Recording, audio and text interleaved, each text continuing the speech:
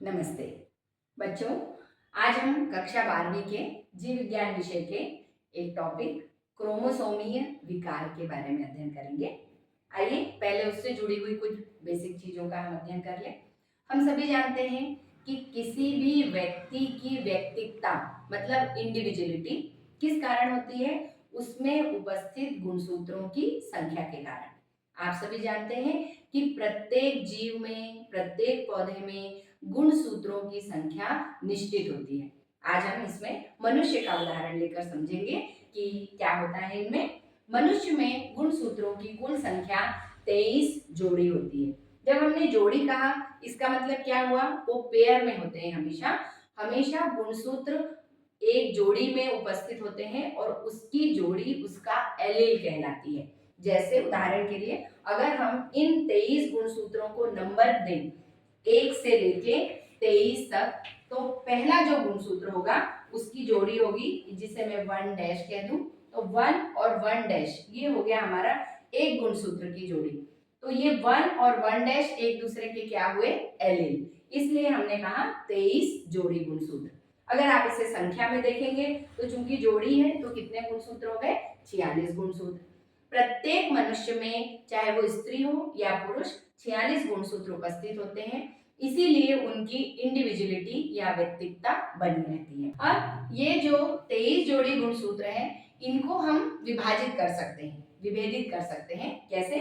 23 जोड़ी में से जो 22 जोड़ी गुणसूत्र होते हैं वे ऑटोसोम कहलाते हैं, और जो एक जोड़ी गुणसूत्र है वो लिंग गुणसूत्र कहलाते हैं। मतलब 23 जोड़ी गुणसूत्रों में से 22 जोड़ी गुणसूत्र ऑटोसोम्स हैं और एक जोड़ी लिंग गुणसूत्र है। अब लिंग गुणसूत्र क्या स्त्री और पुरुष में समान होते हैं? नहीं, ये दोनों में अलग अलग होते हैं। तो यदि हम अब फिर संख्या में यदि हम देखें तो 22 जोड़ी ऑटोसोम हो गए, अर्थात कितने गुणसूत्र हो गए, 44 गुणसूत्र। और दो गुणसूत्र कौन से हो गए, लिंग गुणसूत्र। अब पुरुष में यानी नर में और स्त्री में कैसे हम विभेद कर पाएंगे, गुणसूत्रों के आधार पर। तो जो ऑटोसोम्स होते हैं वो सभी स्त्री और पुरुष में समान होते हैं, उनमें कोई अंतर नहीं होता है। अंतर केवल लिंग गुणसूत्रों में होता है।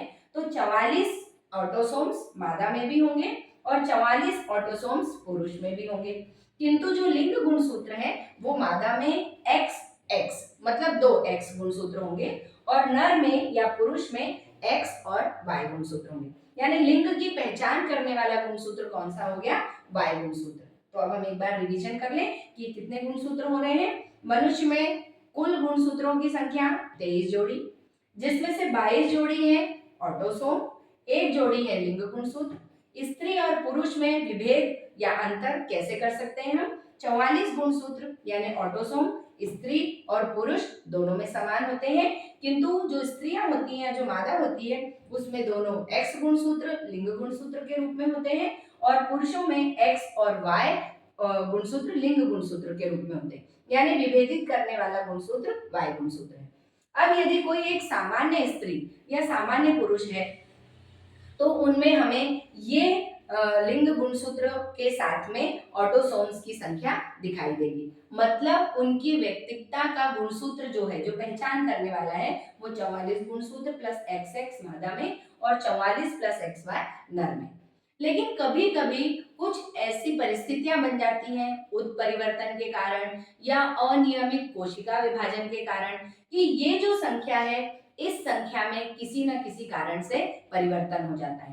तो क्रोमोसोमीय विकार किसे कहेंगे कि एक सामान्य स्त्री या पुरुष के कुल गुणसूत्रों की संख्या में होने वाले परिवर्तन के कारण उत्पन्न विकार को क्रोमोसोमीय विकार कहते हैं। अब क्रोमोसोमीय विकार कितने प्रकार के होते हैं, 2 प्रकार के हो सकते हैं।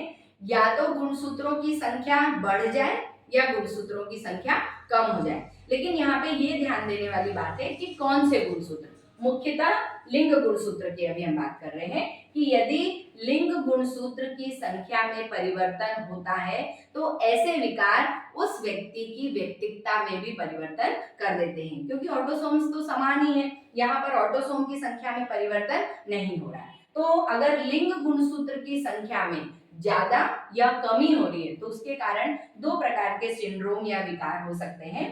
पहला है टर्नर सिंड्रोम और दूसरा है क्लाइनफेल्टर सिंड्रोम। टर्नर सिंड्रोम में डिप्लॉइड या द्विगुणित नंबर कितना हो रहा है 45, जबकि होना कितना चाहिए 46, क्योंकि मनुष्य कैसा है, द्विगुणित संख्या मनुष्य में कितनी होती है 46 गुणसूत्र, लेकिन यहाँ पर कितनी हो रही है 45 गुणसूत्र। लेकिन ये 45 गुणसूत्र में से 44 ऑटोसोम्स तो है, लेकिन लिंग गुणसूत्र कितने होने चाहिए, 2, चाहे वो स्त्री हो या पुरुष, उनकी संख्या तो 2 ही होनी चाहिए। अगर मादा है तो दोनों XX और यदि नर है तो एक X और एक Y। लेकिन यहाँ पर क्या हो रहा है कि लिंग गुणसूत्र केवल एक ही है, यहाँ पर ये 0 लिखा हुआ है, शून्य, अर्थात इस स्थान पर कुछ भी नहीं है, केवल एक ही लिंग गुणसूत्र उपस्थित है, जिसके कारण कौन सा सिंड्रोम, कौन सा विकार उत्पन्न हो रहा है, टर्नर सिंड्रोम।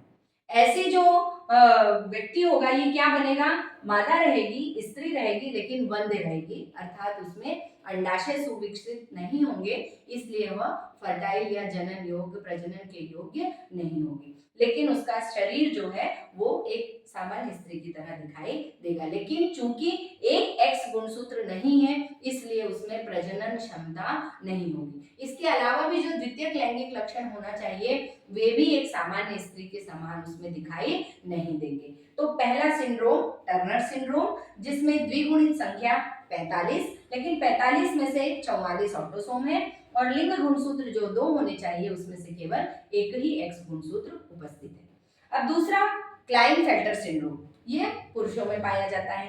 क्यों पुरुषों में पाया जाएगा, क्योंकि देखिए इसमें Y गुणसूत्र है, लेकिन पुरुषों में कितने X होते हैं, केवल एक ही X गुणसूत्र होता है, लेकिन यहाँ पर 2 X गुणसूत्र आ गए, तो ये अनियमितता हो गई, इसलिए ये क्या हो गया, विकार हो गया। तो यहाँ पर इसका द्विगुणित संख्या जो कि 46 होनी चाहिए थी वो कितनी हो गई, 47 हो गई, अर्थात एक गुणसूत्र बढ़ गया।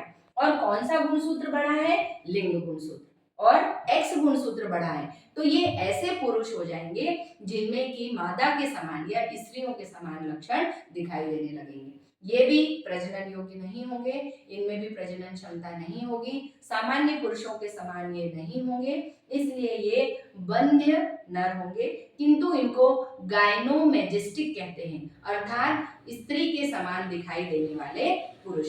तो ये दोनों जो विकार हैं ये किस कारण उत्पन्न हो रहे हैं, लिंग गुणसूत्र में परिवर्तन होने के कारण। एक ऐसा है जिसमें एक लिंग गुणसूत्र कम हो गया और दूसरा विकार ऐसा है जिसमें एक लिंग गुणसूत्र बढ़ गया। तो इसको याद रखना आसान है कि एक में द्विगुणित संख्या 45 है और दूसरे में द्विगुणित संख्या 47 है। जिसमें गुणसूत्र संख्या 45 हो गई वो वंध्य मादा है और जिसमें गुणसूत्र संख्या 47 हो गई वे ऐसे नर हैं जो स्त्रियों के समान दिखाई देते हैं, जिनमें कुछ लक्षण स्त्रियों के समान उत्पन्न हो जाते हैं किंतु वे वंध्य होते हैं, प्रजनन योग्य नहीं होते हैं।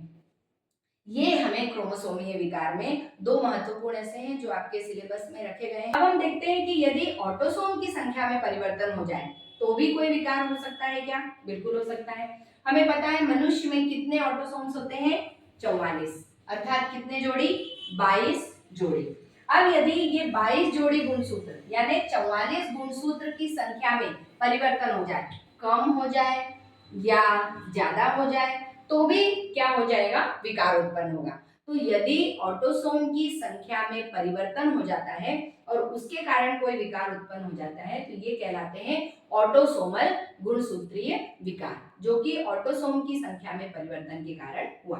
अब ऑटोसोम को यदि हम नंबर दे दें, जैसे मैंने आपको पहले भी बताया कि 1 से लेके 22 तक अगर आप इसे नंबर दे दें तो हम यहाँ पर 21वीं जोड़ी की बात कर रहे हैं कि गिनती में ऑटोसोम में यदि 21वें नंबर का जो गुणसूत्र है इसमें विकार उत्पन्न हो जाता है तो इससे उत्पन्न जो परिवर्तन है उससे जो विकार होता है वो कहलाता है डाउन सिंड्रोम। कौन सा सिंड्रोम, डाउन सिंड्रोम।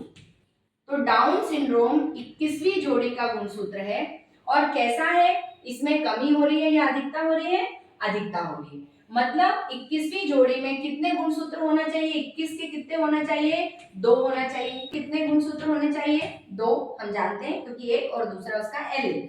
लेकिन यहाँ पर एक तीसरा 21वां गुणसूत्र भी और आ जा रहा है, तो अब कितने हो रहे हैं, 21 का ऑटोसोम 1, 2 और 3, मतलब जो 44 ऑटोसोम होना चाहिए वो 45 ऑटोसोम हो जा रहे हैं। और किसमें परिवर्तन हुआ, किसकी संख्या में, 21वीं जोड़ी में, और एक गुणसूत्र बढ़ गया। तो इसलिए यदि वो स्त्री है तो 45 प्लस XX और यदि वो पुरुष है तो 45 प्लस XY, अर्थात इसकी द्विगुणित संख्या डिप्लॉयड नंबर कितना हो जाएगा 2n इक्वल टू 47 ही होगा। मतलब 45 और 2, यहाँ भी 45 और 2, लेकिन ये 47 किसके कारण परिवर्तन हुआ है, ऑटोसोम में 21वीं जोड़ी में एक गुणसूत्र बढ़ जाने के कारण। ऐसे सिंड्रोम को क्या नाम दिया गया, डाउन सिंड्रोम।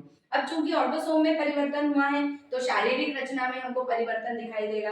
तो क्या परिवर्तन हमें दिखाई देते हैं, डाउन सिंड्रोम का जो पेशेंट है या जो व्यक्ति है वो हमें कैसे लक्षण उसमें हमें दिखाई देंगे। ऐसे व्यक्तियों का कद छोटा रह जाएगा, मतलब ग्रोथ ठीक नहीं होगी।